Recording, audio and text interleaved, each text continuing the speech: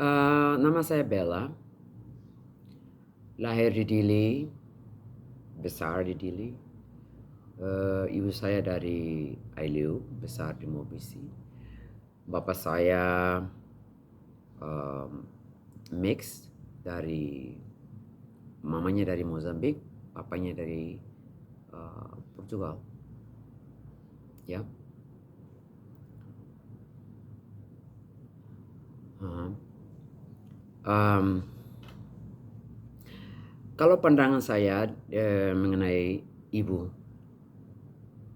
um, ibu itu seorang perempuan yang bukan saja melahirkan anak, karena banyak perempuan yang bisa melahirkan.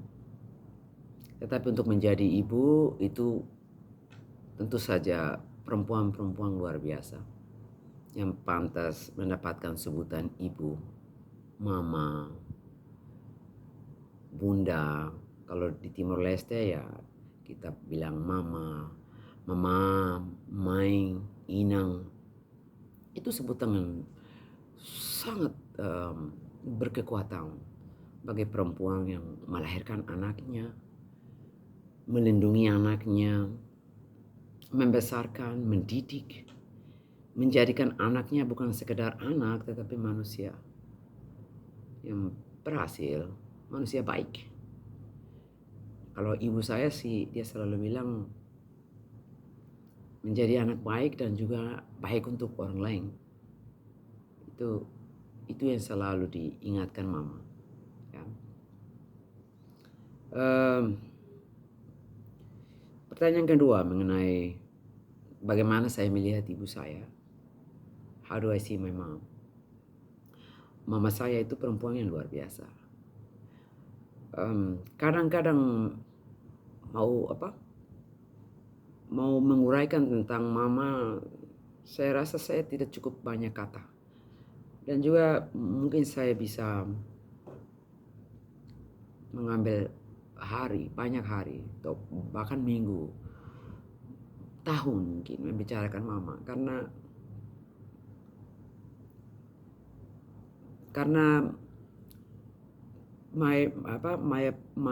cara saya melihat mama, pandangan saya mengenai mama itu sangat dalam, terlalu dalam, ya, dalam sekali. Yang saya tahu dia seorang perempuan pejuang.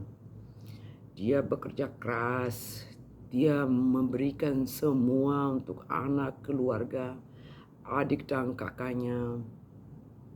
Padahal dia tuh nggak punya apa-apa loh. Dia modalnya itu kehidupannya, nilai kemanusiaannya, rasa cintanya itu, kasih sayangnya. Maka saya seorang perempuan miskin, dia mengajar selama 55 tahun dengan gaji pada zaman Indonesia itu cuma $20. Sampai sekarang saya masih bertanya-tanya bagaimana mama ini kok bisa mengatur 20 dolar ini untuk memberi kami kehidupan yang dia berikan. Ya tentu saja saya ingat waktu masih kecil kekurangan itu banyak sekali. Pakaian susah, makanan susah. Tapi intinya itu loh kami itu hidup dan kami sekolah. Dan hari ini kami berhasil. Itu bukan hal biasa. 20 dolar, 200 ribu waktu itu. Ya. Mama pekerja keras. Dia banting tulang apa saja dia lakukan yang halal untuk menjamin kami makan 3 kali sehari makanan di meja. Walaupun kadang hanya bubur dicampur blue band atau kangkung. Memang jarang sih kami makan makanan enak karena memang mama tidak punya kemampuan itu. Tapi kalau setiap ada sedikit rezeki, dia akan usahakan beli ikan, daging gitu, untuk anak-anaknya kami. Dan mama itu seseorang yang nggak ada toleransi kalau ada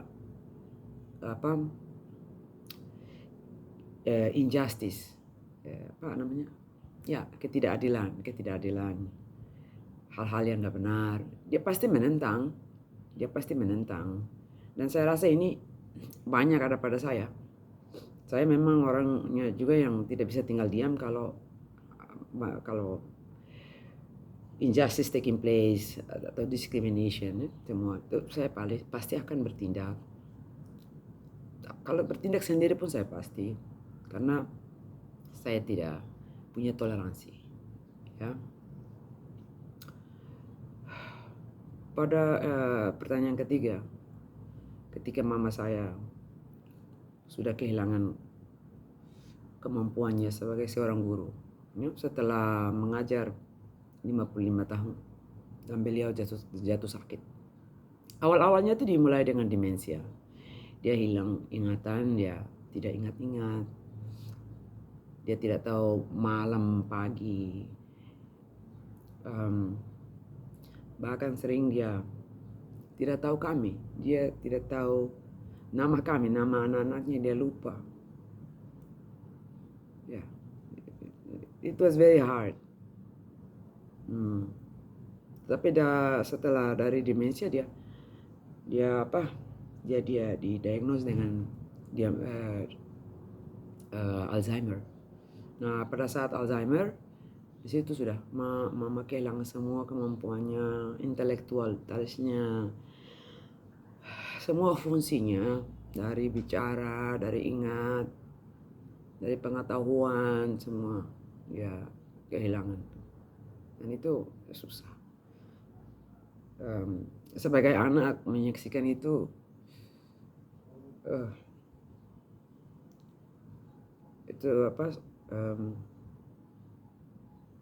kalau saya ingat itu ya, itu benar-benar menghantam jiwa saya, menghantam hari-hari saya, malam-malam saya. Betul-betul saya berpikiran, kehilangan mama, dia masih hidup tapi saya seolah-olah sudah kehilangan dia tuh. Sudah tidak bisa diajak bicara. Itu yang saya rasakan. Pada saat mama benar-benar sudah jatuh sakit dengan Alzheimer-nya itu,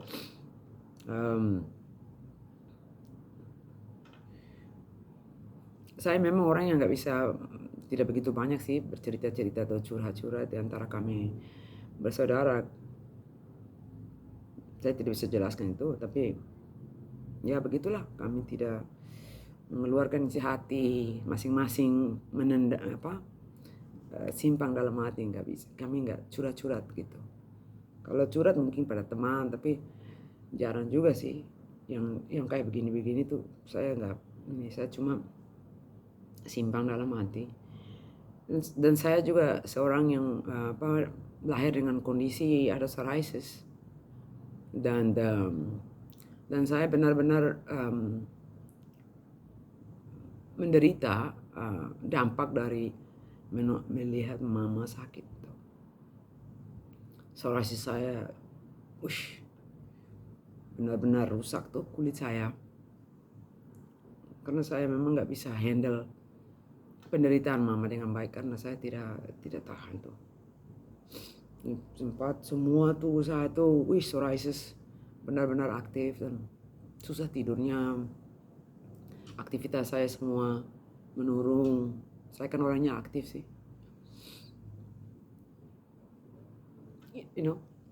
Sesuatu mengenai saya orangnya berdoa tuh spontan. Saya tidak punya kelebihan atau kekuatan untuk berdoa seperti orang lain. Doa-doa baca itu bukan lagi kayaknya saya. Saya biasanya bicara lurus kepada Tuhan. Saya memberitahu, mengekspresi perasaan saya langsung.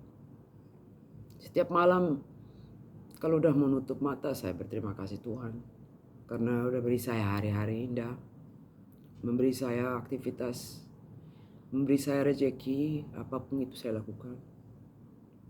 Begitupun kalau bangun pagi, berterima kasih Tuhan karena saya bisa lihat matahari lagi. Nah, itu saya lakukan. Dan pada saat mengenai mama, Saya berdoa dengan cara saya. Saya selalu meminta 2 hal kepada Tuhan. Melihat penderitaan mama yang begitu membuat saya sakit. Dan saya benar menderita. Saya gak bisa banyak ngomong, tapi semuanya terpendam. Karena begitu jadi kulit saya hancur-hancuran tuh. Saya selalu minta Tuhan, saya bilang kalau mama ini kalau bisa diselamatkan, ya selamatkan dia. Jangan buat dia menderita seperti ini. Sampai tidak punya fungsi kayak begitu. Ingat anak saja tidak. Panggil nama anak aja tidak. Ya sudah tidak tahu. Dan ya sering saya mencoba jadi mama buat dia, memandikan, tidur bersama. Semua itu ya saya bersyukur karena saya bisa sempat jadi mama buat mama. Tapi andai kan dia disembuhkan akan lebih baik. Itu saya minta kepada Tuhan. Kalau dia bisa disembuhkan, tolong sembuhkan dia, jangan seperti ini. Tapi kalau dia tidak bisa disembuhkan, ya bawalah dia. Jangan buat dia menderita seperti ini. Memang susah sih melihat mama pergi, oke. Karena saya di dalam keluarga saya kurang kurang banyak berharap dari kakak adik. Kita hanya ini mama aja yang saya bisa sampaikan semuanya. Saya bisa ini untuk kakak adik biasanya tuh sering basa-basi dan bisa dikatakan kurang akrab gitu. Memang kehidupan kami memang agak sedikit kompleks, Pak. Saya tidak menyalahkan siapapun, cuma bagi saya ya orang yang bisa saya ini dia mama. Nah, kedua-dua saya ini saya minta terus bertahan setiap malam, setiap hari, setiap menit, setiap ini saya tolong kalau dia disembuhkan, sembuhkanlah cepat. Kalau memang dia tidak bisa disembuhkan, ya udah bawa dia cepat, jangan buat dia menderita seperti itu. Sebagai anak perempuan memang saya ya akhirnya 2014 mama meninggal. Dalam hati saya apakah ini karena doaku juga atau apa nih? Mama sudah pergi. Tapi ya mendingan dia pergi, dia akan bahagia. Saya tahu dia akan ada di tempat yang benar karena mama bukan saja seorang mama yang luar biasa, tapi dia juga manusia yang luar biasa untuk sesamanya itu. Ini orang cuma 1 meter kotor tapi punya kekuatan kemanusiaan yang luar biasa. Dia mencintai orang, dia akan berbuat apapun untuk membantu orang walaupun dia nggak punya apa-apanya tuh. Mama itu rela berkorban. Dia banyak memberi waktunya, tenaganya untuk menjadi teman-teman orang-orang miskin. Dia banyak bertahun-tahun, lebih dari 30 tahun dia menghabiskan waktunya itu di rumah sakit. Mencari orang-orang yang tidak ada keluarga menjenguk. Dia berdoa dengan mereka, menyanyi dengan mereka, memberi mereka harapan. Dia nggak punya apa-apa sih. Nah dari situ tentu saja setelah kepergian mama, saya kewalahan sih. Saya kewalahan karena sumber cinta saya, orang yang ini kan sudah tidak ada. Kewalahan kan ada keluarga, ada saudara-saudara, tapi saya kurang begitu ini. Saya merasa dari kecil memang saya diperlakukan beda di antara saudara-saudara saya. Memang merasa seperti itu dan sering sih saya punya adik perempuan, cuma dia lebih disayang sama kakak laki-laki. Kalau setiap ada masalah pasti saya yang kena, saya yang dipukul, saya ini. Saya yang sering dijatuhin, dihina, dipanggil nama. Itu dari sejak kecil, jadi susah sih. Nah, waktu mama meninggal memang saya nggak merasa separuh napas saya itu udah pergi, nggak ada lagi. Ya setelah bertahun-tahun, 2-3 tahun, baru merasa kuat. saya bisa kembali kuat, kembali mencari jalan bagaimana saya bisa terus melakukan sesuatu yang disukai mama, dan saya merasa menyatu tetap dengan dia walaupun dia sudah tidak ada. Udah, saya coba teruskan apa yang mama lakukan, membuka rumah saya untuk siapa yang mau datang ya datang. Saya membagi kalau saya punya kelebihan. Kalau tidak ada saya bilang belum ada, ditunggu sampai kalau ada. Jadi itu yang saya lakukan. Ya, dan saya rasa dengan memperlakukan hal-hal ini saya lebih bahagia, saya merasa lebih dekat dengan mama. Karena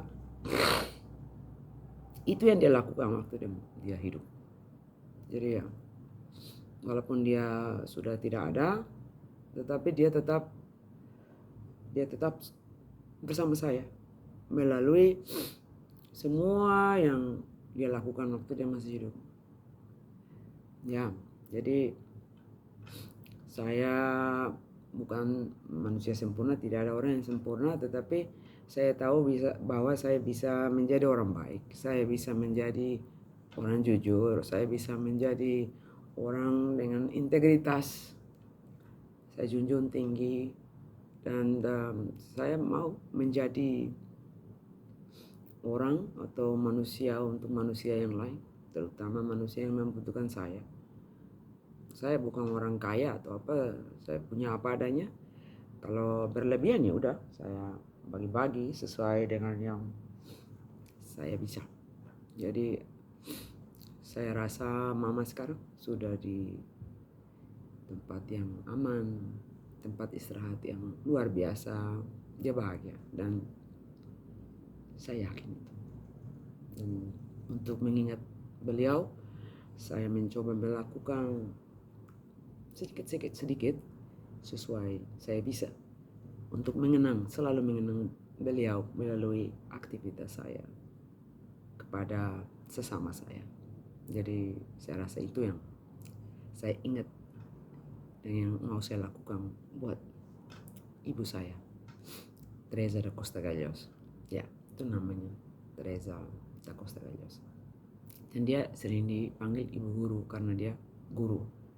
Ya, jadi itu aja mengenai mama saya. Terima kasih buat pertanyaannya. Cintailah ibu kita, junjung tinggi ibu kita, dan walaupun mereka tidak ada, lakukan yang mereka dulu kalau masih hidup lakukan. Hanya dengan cara itu kita membuktikan cinta sejati kita kepada orang tua. Kalau saya mama, karena mama saya yang punya peran besar melahirkan, membesarkan saya, karena dia single mother, dan karena itu cinta saya kepada mama walaupun dia tidak ada, setiap langkah saya adalah mama saya. Ya,